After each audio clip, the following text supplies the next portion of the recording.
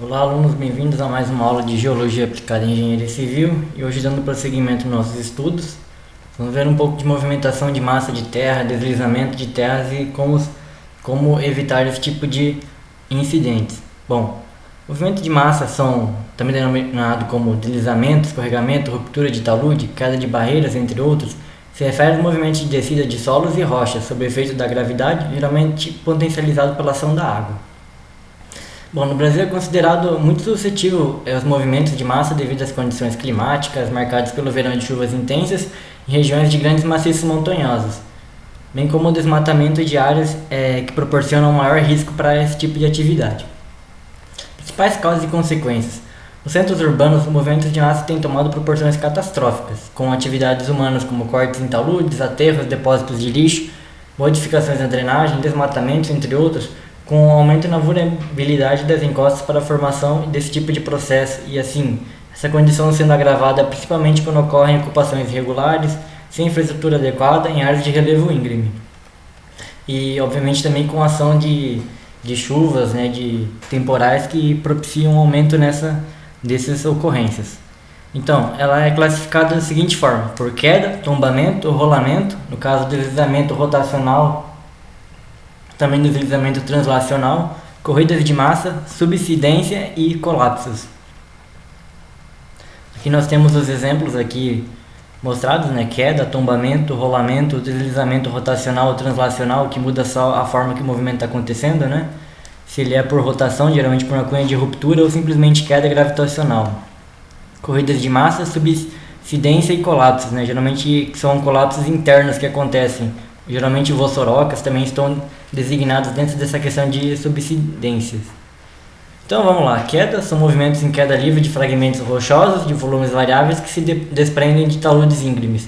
Já o tombamento, quando um bloco rochoso sofre uma movimentação de rotação frontal para fora do talude. No caso do rolamento, são movimentos de blocos rochosos ao longo de encostas que geralmente ocorrem devido aos descalçamentos. Aqui no caso quedas aqui, uma notícia mostrando isso aqui no Colorado.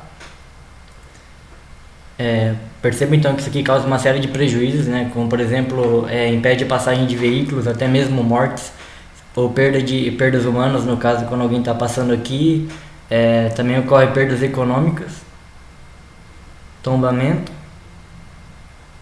escorregamento rotacional, geralmente gerado por um efeito gravitacional, por um desprendimento de material, translacional, escorregamento translacional.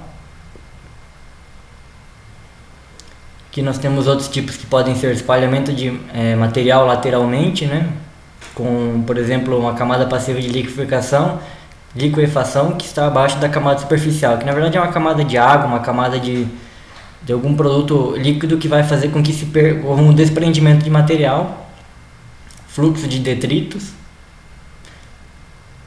avalanche de detritos. Aqui um esquema de cunha de ruptura que acontece pelo fluxo de terra, às vezes por perda de material, desprendimento, uma força inércia que geralmente vai virar um momento aqui que vai gerar translacionalidade e movimentação de material. Deslizamento lento de terra.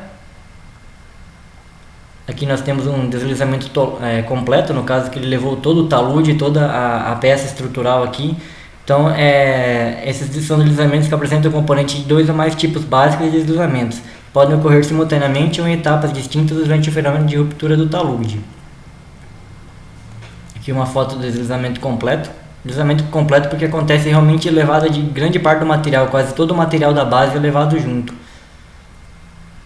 Aqui danos por espalhamento, Geralmente isso aqui acontece quando você tem um fluxo de água aqui dentro que ele vai fazer com que você perda material aqui embaixo, você perde a base e assim vai a sustentação inteira da estrutura, gerando uma série de danos e catástrofes. Aqui uma autoestrada pan-americana em El Salvador. Então, o deslizamento rotacional é quando a superfície de ruptura é curvada no sentido superior em forma de colher, com movimento rotatório em materiais superficiais homogêneos. O deslizamento translacional, quando o carregamento ocorre em uma superfície relativamente plana e associada a solos mais rasos. Corrida de massa, fluxo de lama de detritos em recorrência de chuvas fortes que liquefazem o material superficial que escoa encosta abaixo em forma de um material viscoso composto por lama e detritos rochosos. Esse tipo de movimento de massa se caracteriza por ter extenso raio de ação e alto poder destrutivo. Subsidência e colapsos. Isso aqui são classificados como movimentos de massa caracterizados por afundamento rápido ou gradual do terreno devido ao colapso de cavidades, redução da porosidade do solo, deformação de material argiloso. Então aqui tem tipos de placas de alerta em relação a quedas, de tombamentos e rolamentos, deslizamentos, corridas de massa, subsidências e colapsos. Aqui mostra o processo de deslizamento em uma encosta aqui numa montanha. Aqui mostra o movimento de massa sendo deslizado rotacionalmente, evoluindo e levando boa parte do material. Aqui nós temos então fissuras, cristas transversais, ponta, base da superfície de ruptura que é elevada também. Então a corrência e extensão relativos, para a gente avaliar isso, velocidade de escoamento, mecanismo de desencadeamento, efeitos, danos diretos e indiretos, medidas mitigadoras e previsibilidade. Então a gente tem a ocorrência, quanto tempo acontece, uma vez por ano, 2 vezes por ano. A velocidade de escoamento tem que ser medida com base na cunha de ruptura e no total de detritos. Mecanismo de desencadeamento, ação humana, perda de material, chuvas intensas, efeitos que são danos diretos ou indiretos, perdas materiais, perdas humanas talvez, perdas ambientais. Medidas mitigadoras que permeiam a ideia de você evitar isso, seja por taludes,